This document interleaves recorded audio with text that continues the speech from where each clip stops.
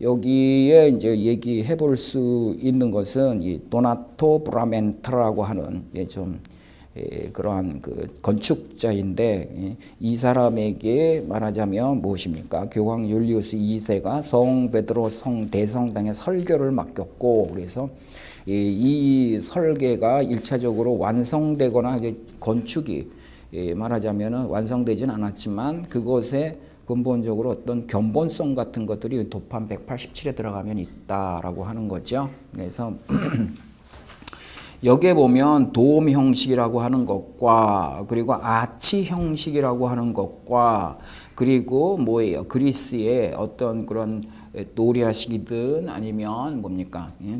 그런 저기 어떤 원주의 그런 특히 이제 파르테논 신전에서 극치를 이루었던 이런 원통형 그런 그 원주 형식. 그래서 말하자면 그냥 똑같이 이렇게 타원형으로 만드는 그 원형으로 만드는 게 아니라 위에는 위로 올라갈수록 가늘게 만들어서 그 모듈을 공학적으로도 훨씬 더 받치는 힘이 세게 만들고 동시에 미적으로도 어떤 운동감을 주고 이제 이러한 것들이 바로 이 원주 형식인데, 그래서 이것들 다 지금 조합했다. 조합했지만 전체적으로 조합해 놓은 어떤 건축의 모습은 이전에 있었던 성당의 모습 이런 거고는 완연하게 다르다라고 하는 거죠. 그래서 르네상스의 의미가 바로 거기에 있는데, 그러니까 그 소위 이제 고딕 형식을 근본적으로 부활시키겠다 이런 거죠. 중세에 의해서 중단되었던 고딕 형식은 그러나 그리스 로마의 그런 예술인데, 바로 로마 예술이라고 하는 건 또 그리스로부터 전승되면서 변화해서 있던 것인데, 이것이 중세가 도래하면서 아예 무엇입니까? 어떤 미적인 그런 표현을 금지시켜 버렸기 때문에 그 다음에는 완전히 경직되고 규범적이고 이러한 것들만 있었다 이렇게 얘기하는데, 그것이 중세 말기에 가게 되면 다시 이제 그런 뭐예요? 종교 권력이 이제 허물어지면서 말하자면 어떤 미적 감수성들이 밖으로 드러나기 시작할 때, 그래서 번성을 이루었던 어떻게 보면 탈중세에 속하지만 탈중세적인 그런 예술을 우리가 이제 고딕이라고 부르면, 그 르네상스는 바로 이 고딕 예술에서 전승되어서 그것들을 다시 말하자면 무엇입니까? 부흥시키려고 하는 것이다. 그렇죠. 그래서 그런 의미에서 보면 과거를 복원시키려고 하는 거지만, 그러나 그것만이 아니라 르네상스는 그 과거의 복원을 통해 가지고 거기에 머물려고 하는 것이 아니라 완전히 무엇입니까? 어떤 새로운 어떤 미적 세계로 열림을 이제 하려고 해. 그게 진정한 의미에서 르네상스죠. 그게 바로 부흥이고 또는 부활이고 또는 재생의 의미라고 하는 것인데, 여기도 보게 되면 고딕 양식들을 그대로 끌고 들어왔지만, 그래서 그것들을 옛날 방식으로 그대로 따라서 하는 것이 아니라 이것을 재구성해 내므로 해가지고 새로운 건축 양식으로 말하자면 문을 열어보려고 하고 있는 그러한 것들이 근본적으로 이제 드러나고 있는 것이 이 브라멘트의 건축이다 이렇게 얘기하고, 그래서 이 브라멘트가 원래 그 성 베드로 성당을 맡기로 되어 있었다 이렇게 얘기를 하죠. 그래서 그러나 역사적으로 우리가 보게 되면 재미있는 것은, 여러분 면제부 사건을 너무나 잘 아시잖아요. 그래서 그리고 이 중세 종교 권력을 완전히 캐톨릭 권력을 그야말로 완전히 그 뿌리가 뽑히도록 만든 것이 다르면 우리가 리포메이션이라고 부르는 종교 개혁이잖아요. 그렇죠? 그래서 루터라는 사람이 나와서 그래서 완전히 성경을 일상 용어로 평민언어로 완전히 바꿔버리고, 그래서 문자 체계를 바꾸면 권력은 더 이상 존재할 수가 없어요. 그래서 지식 체계를 바꾸는 것이 근본적으로 보게 되면 사실 경제 개혁과 마찬가지의 효과를 낼 수 있다라는 거예요. 그래서 제일 지배하기 좋은 방식은 뭡니까? 모르게 만드는 거예요. 그렇죠? 그래서 이게 우민 정치죠. 그래서 뭘 자꾸 가르쳐 주지 않으려고 하고, 그래서 그리고 특권층이란 딴 게 아니고 뭐 읽을 줄 알고, 그리고 무엇입니까? 바로 이 문자 권력들이죠. 옛날에 라틴어로 되어 있는 라틴어를 아느냐 모르느냐, 이게 근본적으로 권력을 나누었던 거예요. 그렇지 않습니까? 그리고 성경이 바로 이제 근본적으로 이 권력의 핵심이었고, 그래서 그거를 들고 읽을 줄 아느냐 모르느냐, 막 이게 근본적으로 어떤 그런 권력의 기반이 되었던 시대. 그때 이제 소위 루터는 그것을 일반 독일어로 완전히 바꿔버렸다는 거죠. 이건 정말 쳐 죽일 일이에요. 그때 보게 되면. 네, 그러니까 막 도망 다녔잖아요. 그런데 또 그때도 보게 되면 루터는 어떻게 살아남았나, 이것도 보게 되면 그 당시 권력 계층에 있던 양심 세력들이 사실은 보호를 했단 말입니다. 그래서 보호를 했어요. 그래서 성에 숨겨주기도 하고, 그래서 그 작업실 마련해줘서 번역하게 만들고 그랬던 거죠. 그래서 이건 역사에 어떻게 보면 좀 뭐라 그럴까요? 불행이라고 볼 수 있습니다. 오히려 피지계배 계급에 있는 사람들이 근본적으로 주도 세력이 되어서 어떤 혁신을 이루어야 되는데 그렇게 되지 않는다라는 거죠. 시스템 자체가 그렇게 되어 있지 않습니다. 그렇기 때문에 어떤 의미에서 보면 역사의 변화는 말하자면 뭐예요? 권력에 속한 사람들 중에 양심 세력들에 의해서 어떻게 보게 되면 비판 세력들이죠. 비판 세력들에 의해서 주도될 수밖에 없는. 그럼 그랬을 경우에는 그게 한계성이 있지 않을까라고 하는 문제가 자연스럽게 대두돼요. 그래서 루터, 왜냐하면 그들이 그 당시에 그레고리오스 교황으로부터 그 저항하려고 했던 그런 귀족 세력들은 뭐 때문에 그렇겠어요? 인민을 해방하려고 했을까요? 그건 아닐 겁니다. 그건 권력 투쟁에서 나오고 있는 근본적인 어떤 내분의 문제일 수 있죠. 내분의 문제이고, 그랬을 때 이제 어부지리로 그 역사는 의도되지 않은 이제 개화를 이루는 경우도 상당히 많다라고 하는 것을 우리가 인지할 필요가 있습니다. 그래서 너무 역사 문제 같은 것들도 자꾸 이게 피지배 계급에게 너무 막 맨날 꼬뮨하고 막 이러는데, 그것도 저는 굉장히 문제가 많다고 생각해요, 기본적으로. 물론 그것은 대단한 역사상의 굉장한 그러한 사건이었으나, 그러나 그때 그것은 거의 어떤 의미에서 보기엔 프랑스 혁명도 비슷하지만 거의 우연에 가까운 것이었고, 그런데 자꾸 이 우연이라고 하는 것을 무슨 정통의 그러한 뭐라 그럴까요? 가능성처럼 너무 이렇게 옹호하고, 그 뭐든지 신화화 시키면 그 문제가 다 커요. 그래서 제가 볼 때는 어쨌든 간에 왜 그러면 베드로 대성당에 설계만 해놓고 조금 짓기도 했지만 그게 결국 중단되고 말하느냐.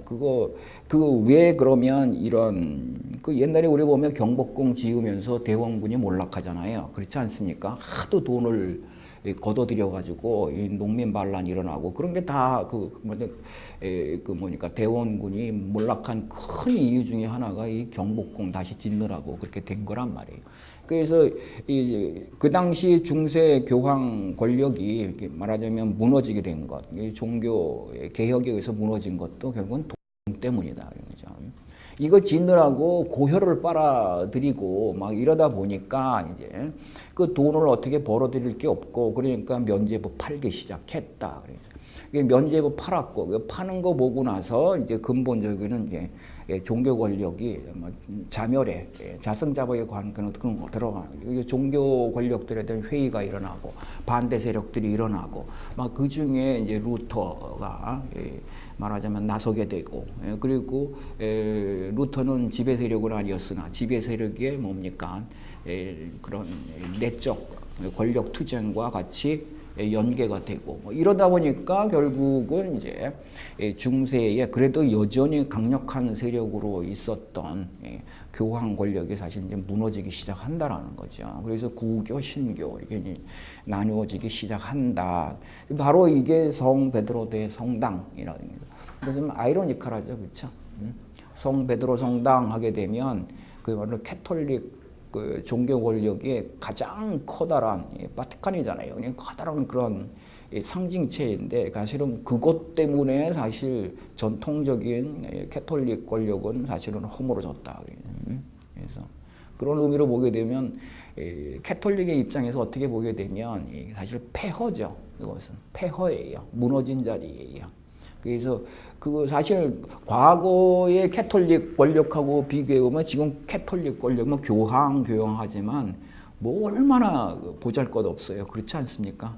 근데 마치 그것의 증표인 것처럼, 그것의 증거인 것처럼 우뚝 서가지고 여전히 권위를 지니는 것은 말하자면 성 베드로 대성당이다, 이렇게 얘기를 해볼 수 있지 않습니까? 그래서 우리 뭐 성 베드로 대성당 가보면 대단하죠. 정말 엄청난데, 그래서 그걸 어떻게 읽을 것이냐, 그래서 우리가 역사적으로 한번 읽어보는 것도 굉장히 중요한 그런 시선이라고 볼 수 있어요. 어쨌든 이런 이제 결과가 되었는데, 그래서 바로 이 브라멘트의 그 제자로서 한 사람이 있었다. 그래서 그 여전히 돈이 가장 많은 그 상업 도시였던, 그리고 가장 부가 축적되었던 그러한 전통적인 도시였던 이 피렌체, 여기가 여전히 말하면 르네상스 미술의 말하자면 주거지가 되고, 그리고 거기에는 수많은 미술의 공방들이 있었고, 그리고 이 수많은 미술 학원들이, 그 중에 바로 브라멘테라고 하는 그 이 건축가가 이끄는 이제 공방이 있었고, 거기에 한 젊은 친구가 있었는데 그게 바로 레오나르도 다빈치였다, 이렇게 얘기되지 않습니까?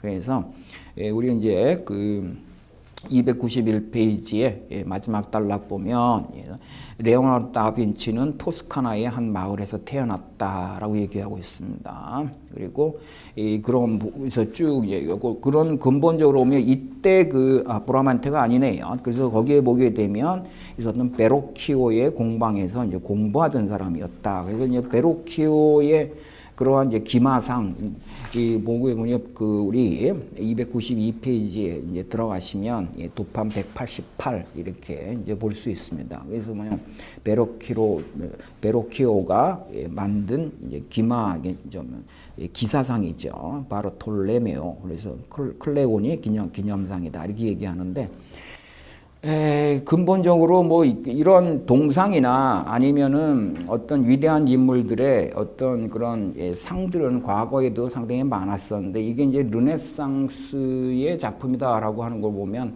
굉장히 역동적이죠. 역동적이고, 그리고 경직되지 않고, 그리고 무엇보다도 우리 도판 189를 보게 되면 그런 얼굴을 이제 어떻게 조형해 냈느냐라고 하게 되면, 과거에 뭐 성인들을 그리거나 성인상을 조각하거나 그러면 그들의 얼굴은 대체로 보게 되면 이게 몽롱해요. 그거는 은총을 받아가지고,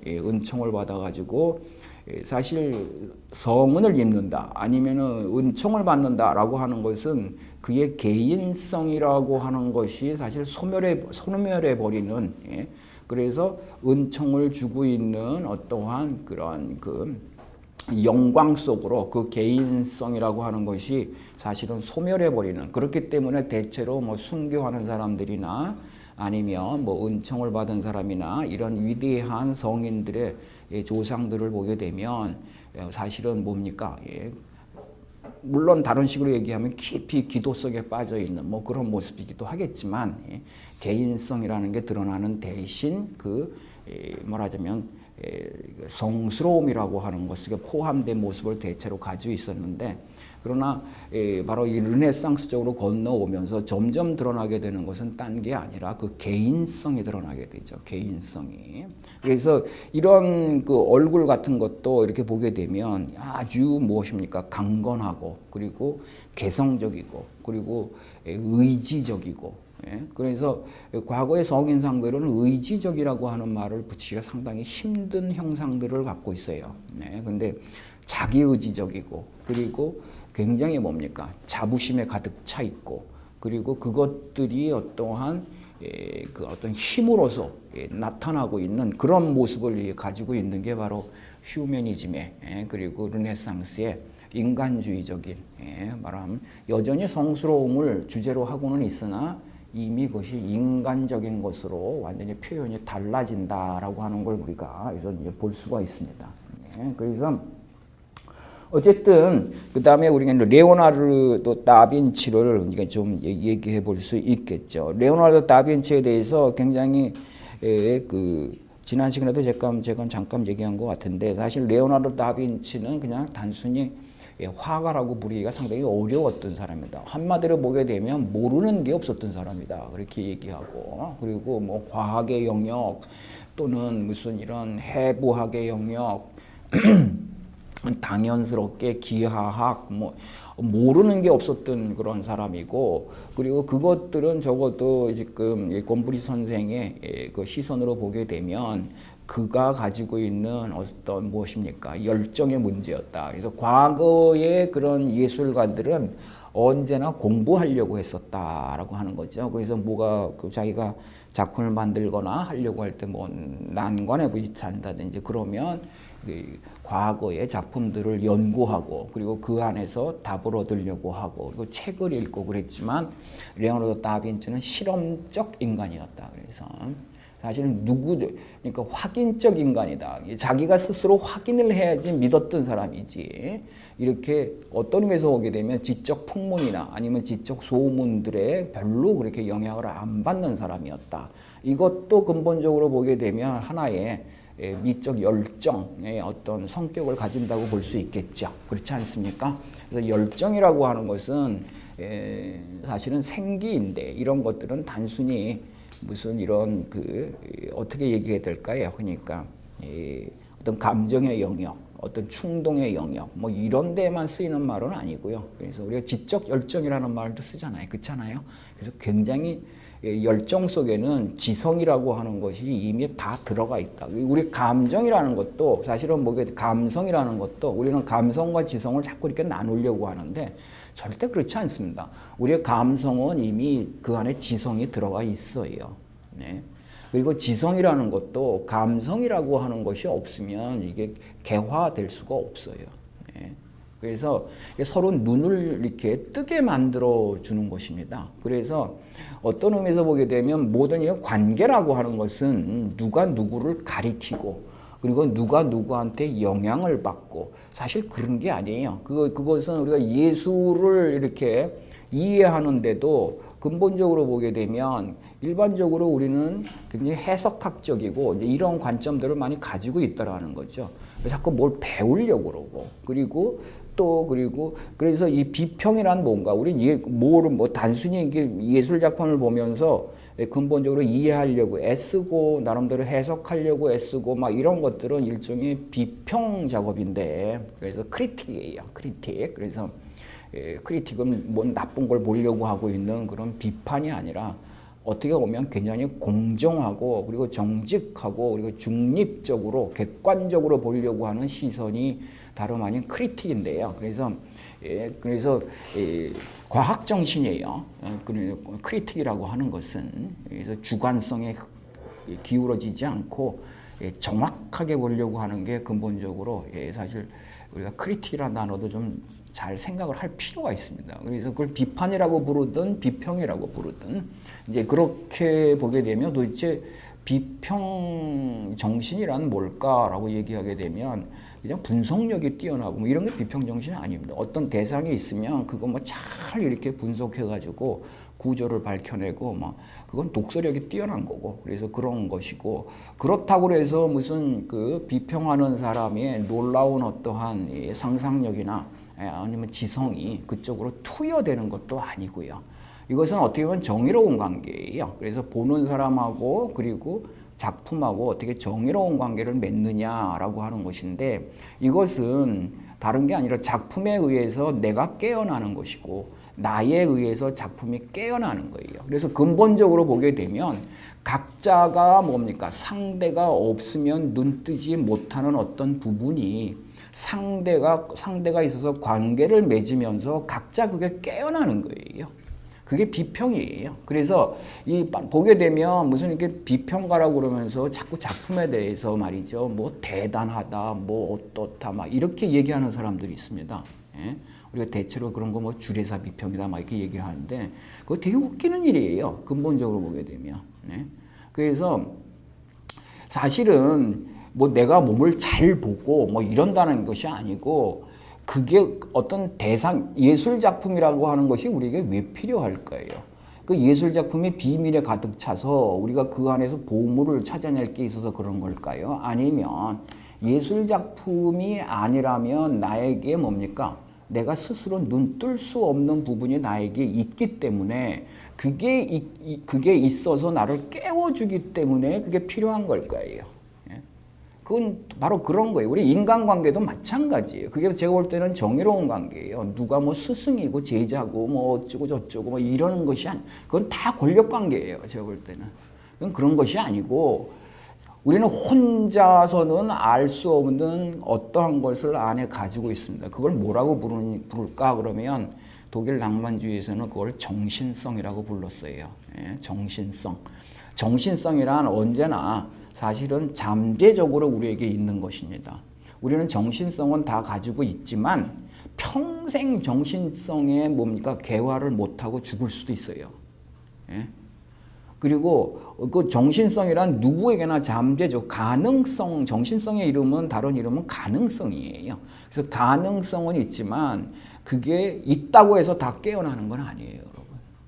우리가 마치 어떤 식물에게 물을 안 주면 깨어나죠. 발화는 돼 있지만 그것이 자라지 못하는 것도 똑같은 거예요. 그래서 우리는 관계가 필요합니다. 혼자서는 안 돼요. 관계가 그래서 필요한 거예요. 근데 이 관계는 언제나 대단히 시끄러운 관계죠. 하나는 저쪽이 힘이 세든지 아니면 이쪽이 힘이 세든지 맨날 그런 관계로 이게 맺어지는데 그러나 관계는 언제나 정의로워야 되는 것이고 정의로운 것이라고 하는 것은 바로 상대에 의해서 내가 서로 깨어나는 거예요. 그래서 각자 깨어나는 거예요. 각자 깨어났을 때 생기는 어떠한 경험이라는 게 있습니다. 그 경험이 미적 경험이에요. 딴 게 아니고. 네. 저는 개인적으로 그렇게 생각해요. 그게 비평이에요. 그래서 왜 비평을 하지? 근본적으로 보게 되면 상대의 작품을 깨어나게 만들면서 궁극적으로 보면 내가 어떻게 깨어났는가를 뭡니까? 내가 증명하는 일이 사실은 비평이에요. 네.